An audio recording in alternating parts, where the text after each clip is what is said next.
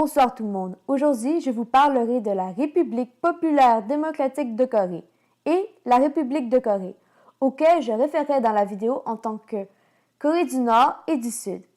Je veux d'abord souligner l'ironie du nom de la République populaire démocratique de Corée, car son régime se décriverait plutôt en une dictature totalitaire, et elle se retrouve souvent avec le titre du pays le moins démocratique au monde. Il faut d'abord savoir que la Corée en entier est une péninsule en Asie du Nord-Est. Ses frontières maritimes consistent à la mer Jaune à l'ouest, la mer du Japon à l'est et le détroit de Corée et de Chuncheon au sud. Le Nord a deux autres voisins autres que la Corée du Sud, soit la Chine et la Russie. D'ailleurs, les rescapés clandestins du régime nord-coréen passent presque exclusivement par la frontière de Chine, principalement le fleuve Yalu et Tumen pour aller en Corée du Sud. Mais pourquoi ne pas passer par la frontière entre les deux Corées? Il faut savoir que la zone délimitarisée à la 38e parallèle, alias DMZ, porte aussi ironiquement son nom. Cette frontière de près de 250 km de long et 4 km de large est surveillée approximativement par 1,2 million de soldats nord-coréens, 655 000 sud-coréens et 28 000 américains. Soit, selon les experts, chaque camp concentrerait entre 60 et 70 % de leurs troupes le long de la DMZ, devenue de fait la frontière la plus militarisée au monde, alors qu'elle devrait, en principe, être une zone sans soldats ni armement. Inutile de penser à traverser, car les soldats ont pour ordre de tirer sur toute personne tentant de franchir la frontière. Pourquoi en premier lieu les deux Corées se sont séparées et qu'il n'y a pas qu'une seule Corée? Cette séparation est due à la guerre de Corée de 1950 à 1953, mais ce n'est pas vraiment cette guerre qui sépara le pays. Elle a juste rendu cette séparation plus permanente. En réalité, elle est un conflit de la guerre froide. À la fin de la Deuxième Guerre mondiale, le traité de Potsdam obligea le Japon à céder les terres conquises par la force, incluant la Corée. L'ONU prit la décision de séparer temporairement la Corée à la 38e parallèle.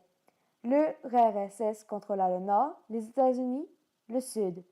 Le but était d'installer un gouvernement éventuellement. L'ONU organisa des élections dans les deux Corées. Elles devaient être justes et démocratiques. Au sud, Syngman-rhee fut élu comme le premier président de la République de Corée. Ce nouveau gouvernement, finalement établi, prit le contrôle légitime à la place de l'armée américaine.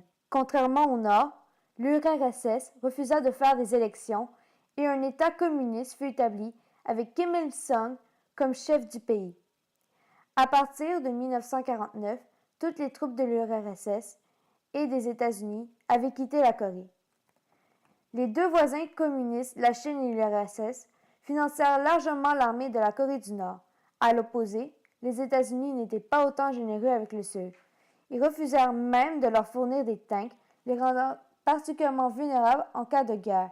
Et la guerre est exactement ce qui arriva. En 1950, sous la direction du chef soviétique Joseph Staline, le Nord traversa la 38e parallèle pour envahir le Sud. Le Conseil de sécurité décida alors de protéger la Corée du Sud. L'URSS n'était pas présent durant la réunion et ne put donc pas empêcher l'opération. Les troupes d'intervention majoritairement américaines étaient sous le commandement du général MacArthur. En septembre 1950, les forces nord-coréennes retranchèrent celles du Sud dans les environs de la ville de Puman. La victoire communiste semblait imminente. La Corée du Nord devait cependant approvisionner le front. MacArthur exploita cette faiblesse en envoyant des troupes reprendre Séoul, coupant ainsi la route d'approvisionnement. En quelques mois, la vapeur s'est renversée. Il semblait que la Corée du Sud était sur le point de gagner, mais la Chine, qui, jusqu'à maintenant, n'était pas intervenue militairement, aida la Corée du Nord à pousser les forces de l'ONU jusqu'à la 38e parallèle. En 1953, la Corée du Nord et du Sud signèrent l'armistice de Panmunjom et la DMZ fut créée. Techniquement, la guerre continue encore aujourd'hui, car aucun traité de paix ne fut signé. En 1991, les deux Corées adhérèrent finalement à l'Organisation des Nations Unies. Même si elles ne se reconnaissaient pas mutuellement et se considéraient toutes les deux le gouvernement légitime de la Corée. Mais la dislocation de l'URSS en 1991 et la chute des régimes communistes ont contribué à isoler encore plus profondément le régime de Pyongyang sur le plan économique.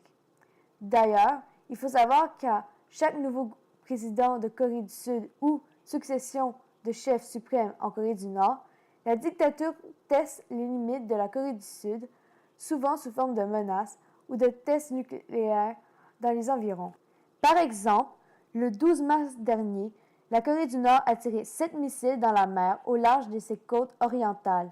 Kim Jong-un aurait lui-même supervisé l'opération sur un site de lancement près de la ville de Sandok. Ces tirs ont eu lieu alors que la Corée du Sud et les États-Unis avaient conclu une partie de leur manœuvre conjointe qui, chaque année, provoque l'indignation de la Corée du Nord. Pyongyang y voit en effet une répétition générale de l'invasion de son territoire, bien que Séoul et Washington affirment qu'il s'agit d'exercices purement défensifs. L'opération nommée Full Eagles ne devait durer qu'environ 8 semaines. Si vous croyez que la Corée du Nord est une menace directe au Canada, détrompez-vous. Nous sommes hors de leur portée en cas d'attaque nucléaire. Malgré les menaces constantes, la Corée est plus un danger pour ses propres habitants que pour les pays étrangers.